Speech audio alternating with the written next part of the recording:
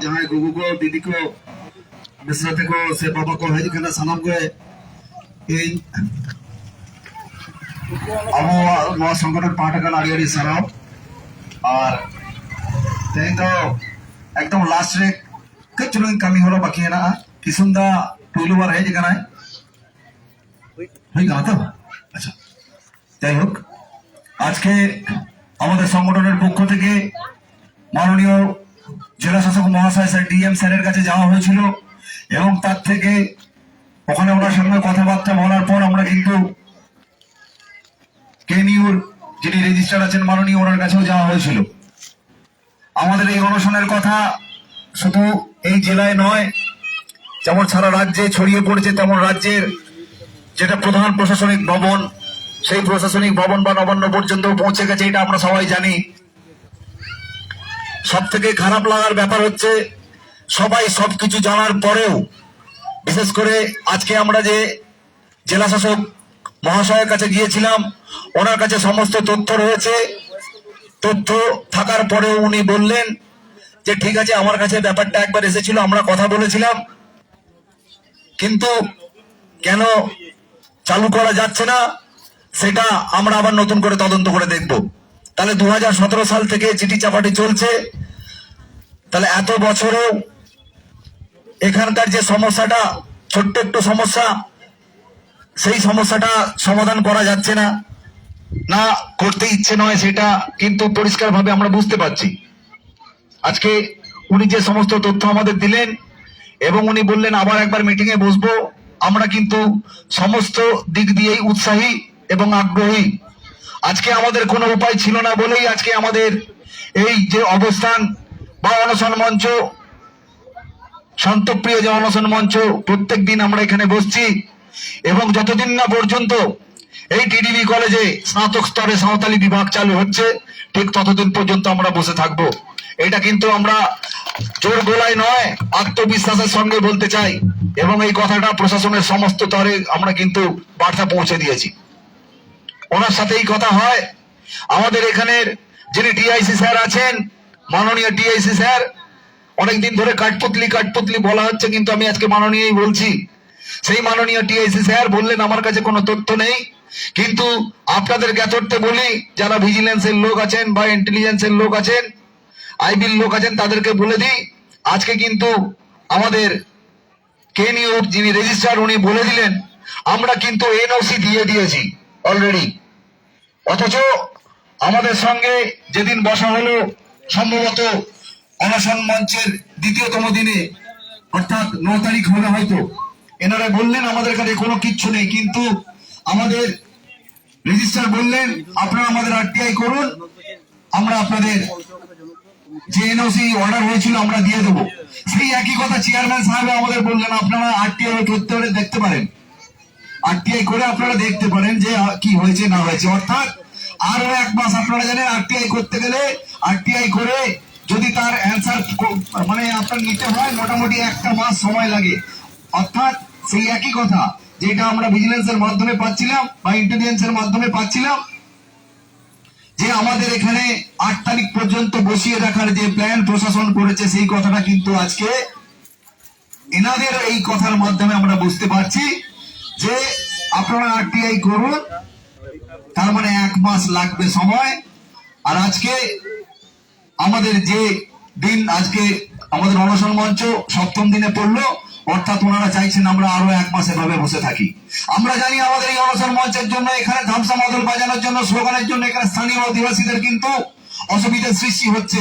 তার জন্য আমরা বারবার আমাদের এই অনশন মঞ্চ বা আমাদের দিশম আদিবাসী গাঁথা বা আমাদের যে ফাইট ফর মাদার টাং রয়েছে, সেই সংগঠনের পক্ষ থেকে বারবার জোর হাত করে ওনাদের কাছে আমরা ক্ষমা চেয়েছি, কিন্তু আমাদের কিছু করার নেই যতক্ষণ না পর্যন্ত আমাদের এখানে এই কলেজে এবছর স্নাতক স্তরে আমাদের সাঁওতালি ডিপার্টমেন্ট খোলা হবে, ততদিন কিন্তু আমাদের এই অনশন চলবে। দেখবো আমরাও যে আমাদের আটকে রাখার ক্ষমতা এনাদের কতটা আছে। আমরা কিন্তু শান্তপ্রিয় ভাবে এখানে বসে কোনো হাঙ্গামা না করেই বসে আমাদের এই অনশন মঞ্চ ধর্ণা অবস্থান চালিয়ে যাচ্ছি। এখানে চেতাবনী দেবার কোনো কিছু নেই। সেই যে তাদেরকে তারা বলেছিলেন, আমাদের মাননীয় জেলা প্রেসিডেন্ট দিলীপ সরেন মহাশয়, কোন ঝড় আসার আগে যদি শান্ত পরিস্থিতি হয় সেই শান্ত পরিস্থিতি কিন্তু এখন দেখছে।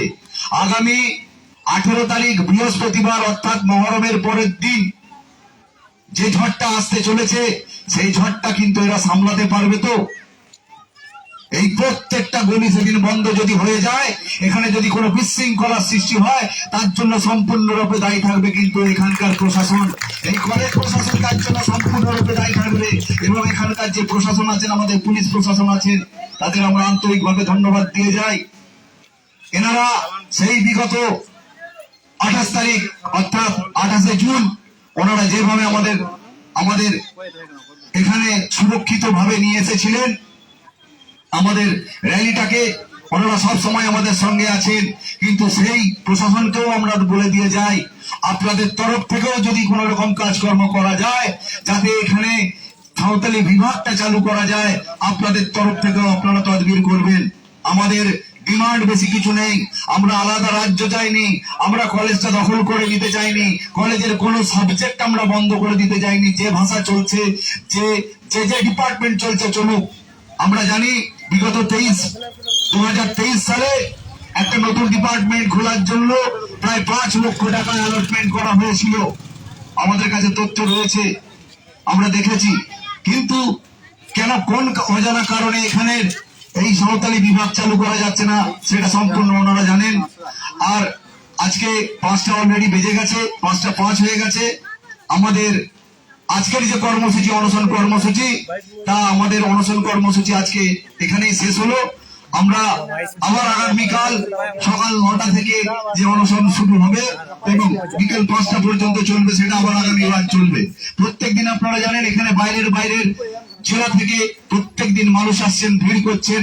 আগামী দিন কিন্তু ভিড় আরো বাড়বে, আগামী দিন কিন্তু আরো লোক বাড়বে। তখন কিন্তু এখানকার প্রশাসন যেন কোনো কিছু না বলে, তারা যেন না বলতে পারে যে আমরা কোনো কিছু জানতাম না, আদিবাসী গাঁওটা বা ফাইট ফর মাদারটাং আমাদের সাথে কোনো রকম সহযোগিতা করেনি। আমরা সহযোগিতা করতে চাইছি সব সময়।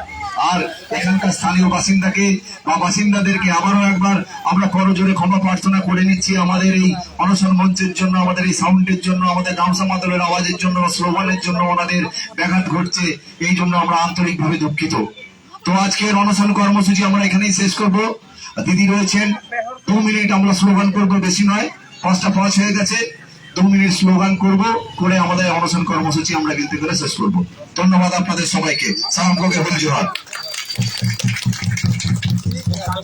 Abu kami hora sarko sagun ko Guru ke pandit ramra ko jit kar আস্তে আস্তে সম্পা হইলেন।